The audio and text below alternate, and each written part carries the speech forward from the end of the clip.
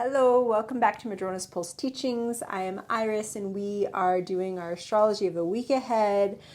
We are talking about the 19th through the 25th of May, which means this is the week that Saturn enters Aries. So all week we are getting pulled into that last day of this week when our Saturn will fully be in Aries and be in a dance with Neptune that is going to last basically until September.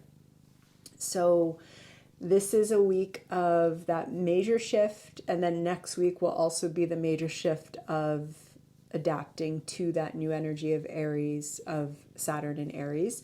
We also have some other cosmic conversations going on this week, so let us weave a little narrative. How are you doing? I hope that you are doing well. There's a lot going on, I know. And this week we do have the sun entering Gemini on the 20th, so we will be coming into Gemini season.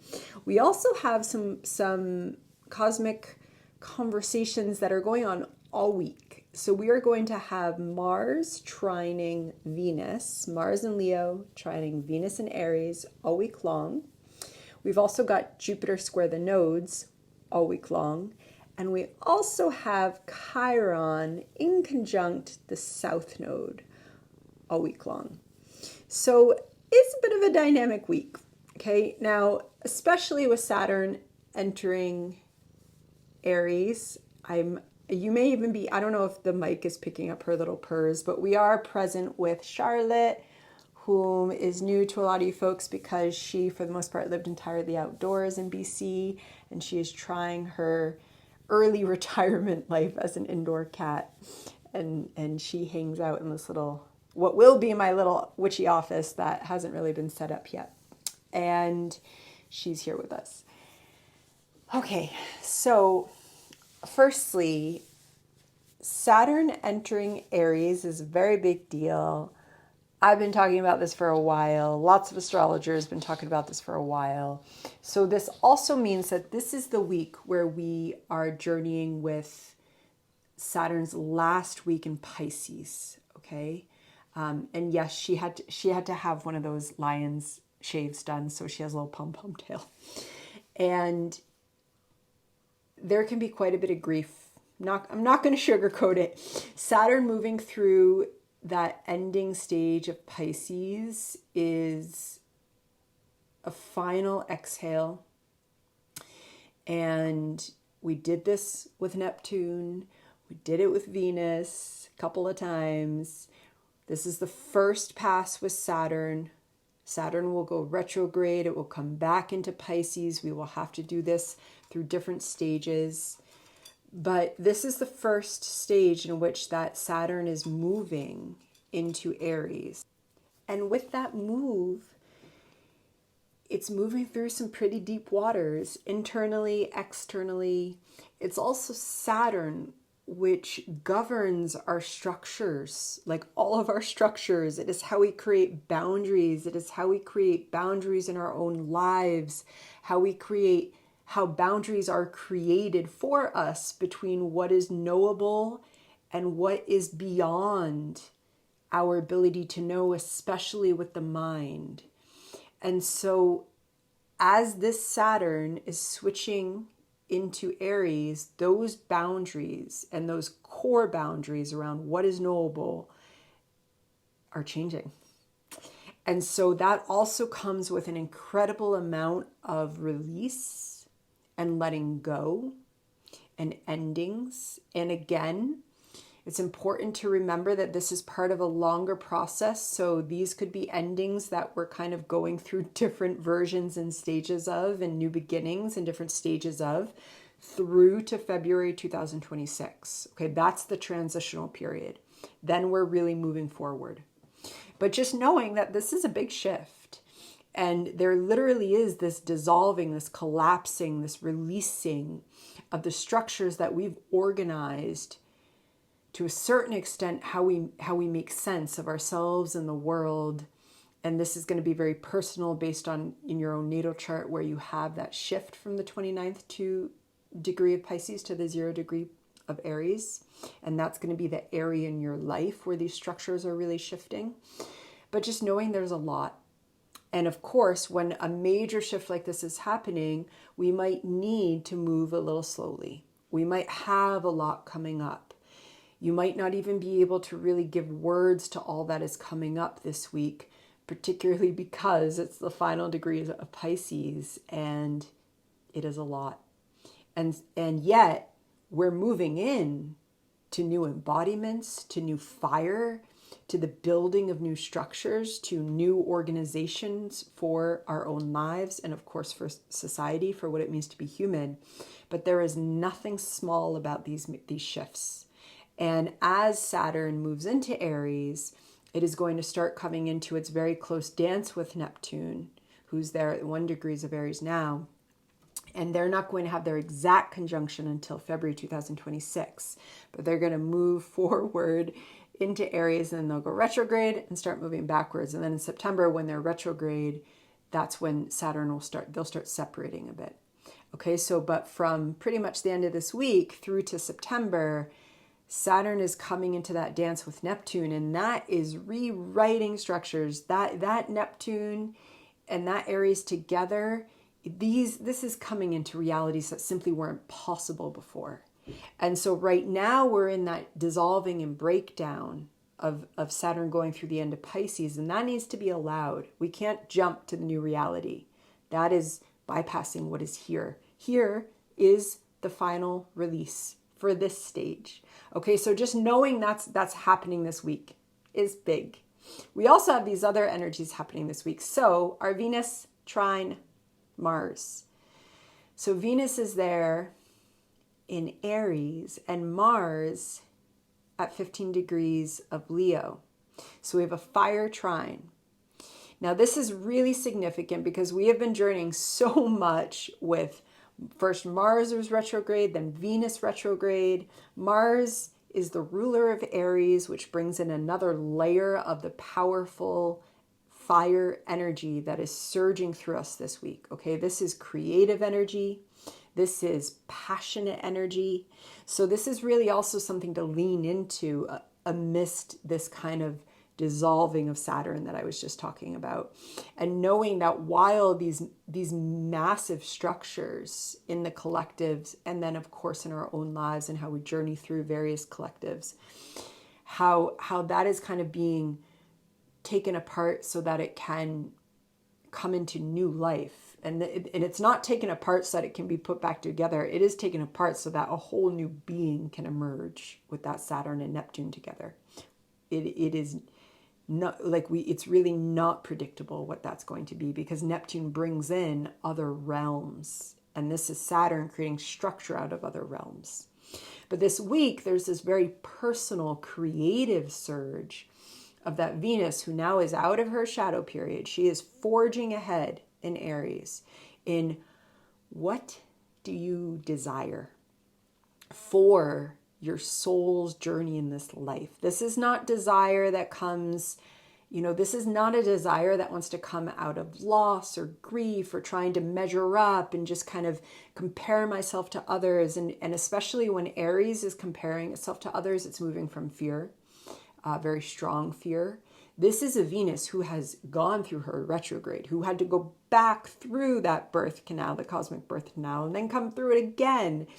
She has shed so much around how we can grow through decades of having values that have kind of been put onto us, that we've inherited, that we kind of try and build our fire around. And this Venus shed those values.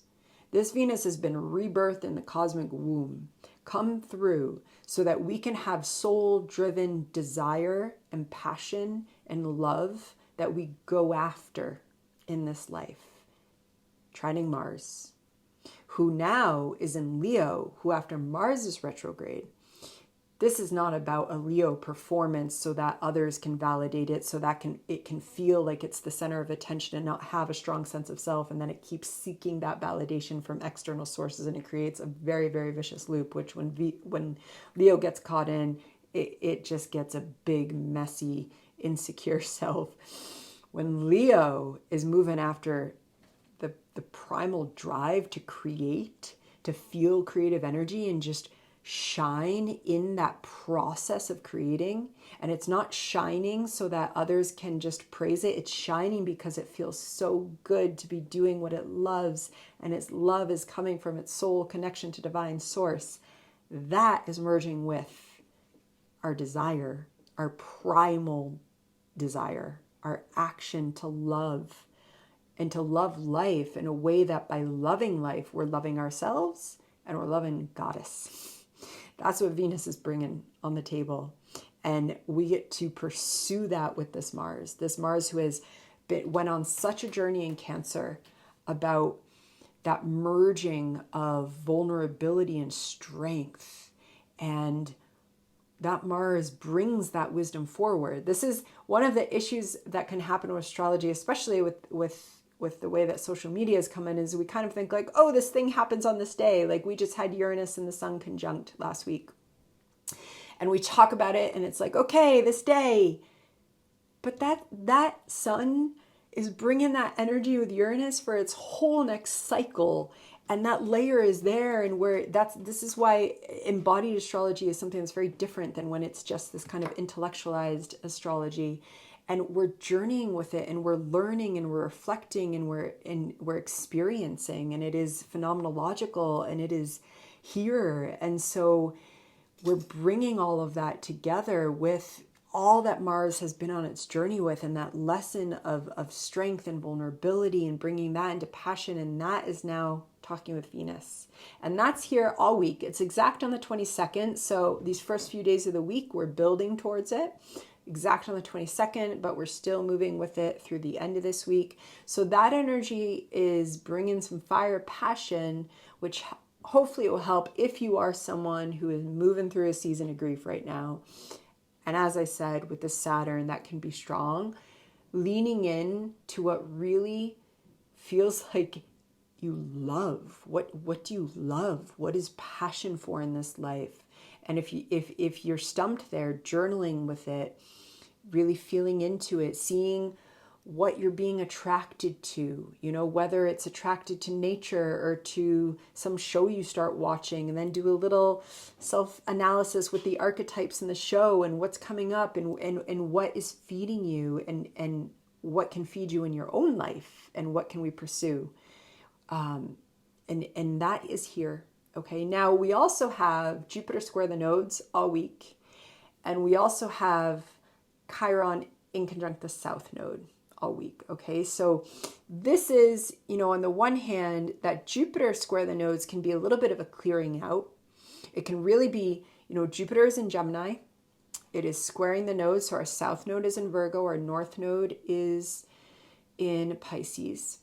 And that Jupiter square the nodes can really be helping us to kind of clear out the ideas and especially the habits that really aren't serving us, that are really potentially even driven by perfectionism, that are driven by insecurity and feeling like we need to perform perfectionism, potentially also parts of our lives, and it could come up in work and how we communicate and how we use language and how we think, ideas of what we've been pursuing, if they've been driven by that kind of attachment to an idea of idealism or perfectionism. Either of those can show up in Virgo shadow or fear-driven Virgo, and that's what the south node is. Letting go of control. There is no perfectionism. There is leaning into that north node. In Virgo, we do our due diligence. We do the paperwork.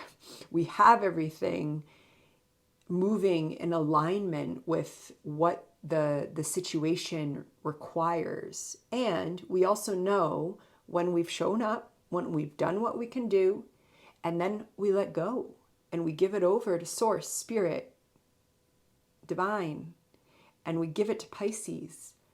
And if we did what we can do and it's still not working out, then we listen to the flow of Pisces and we say, maybe I actually don't need to be doing this. Or maybe I can let this go and I'm just going to keep moving with something, or I'm going to go in a new direction.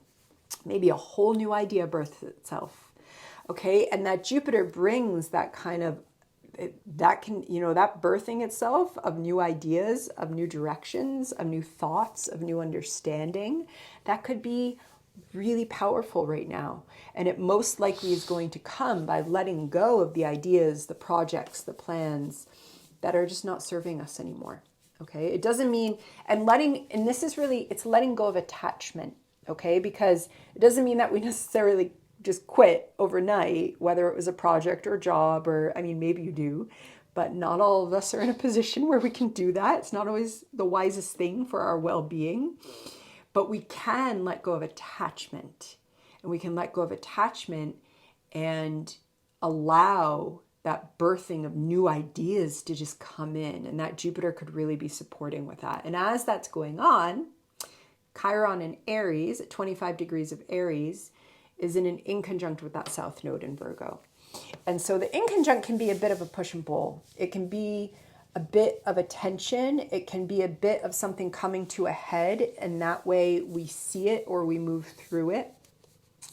And this is, between the inconjunct is two different energies.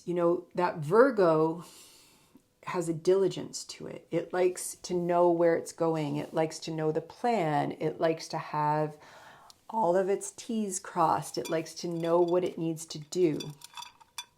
Aries wants to feel what it wants to do, and it wants to go after it. Okay?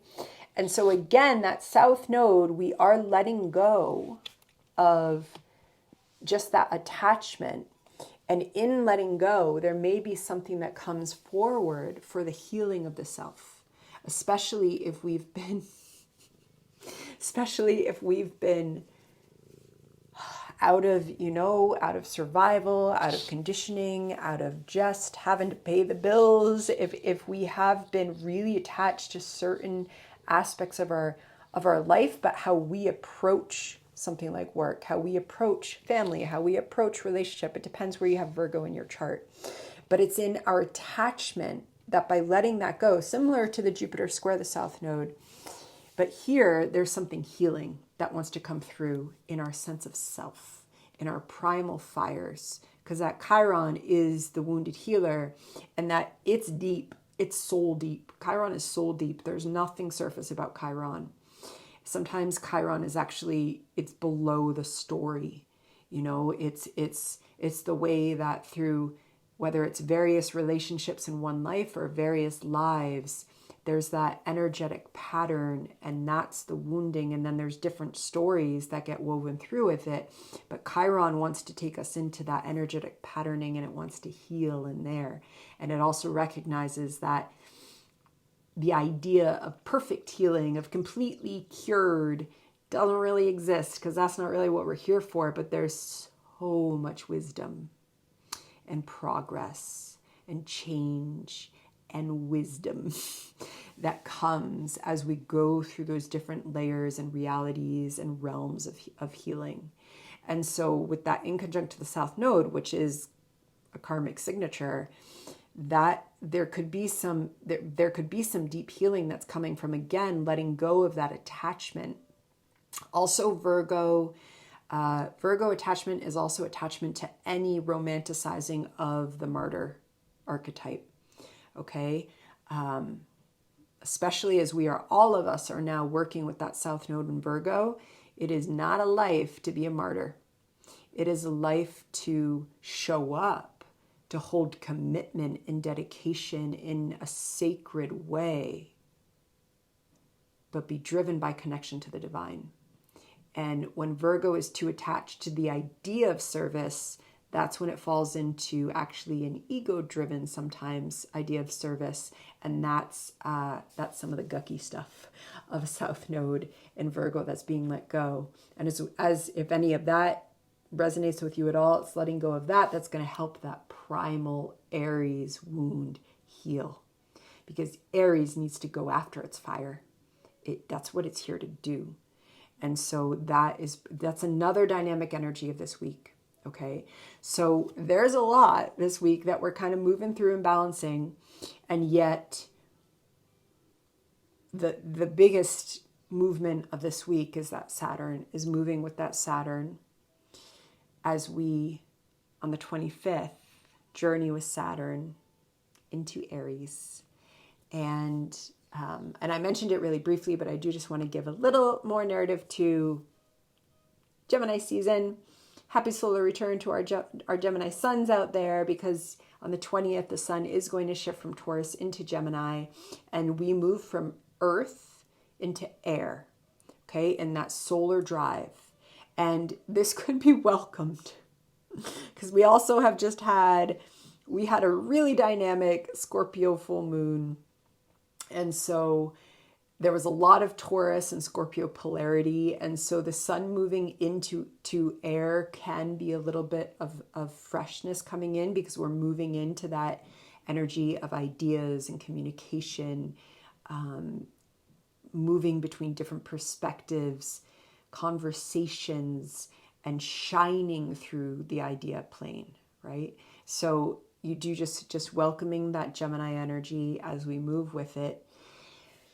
And that is it. So I'm sending blessings as always. I was going to say the next time I see you, Saturn will be in Aries. And most likely that's true, but I also could make a video before that because we don't know when one's going to want to be made. But either way, we're in a big shift this week. And I will see you soon.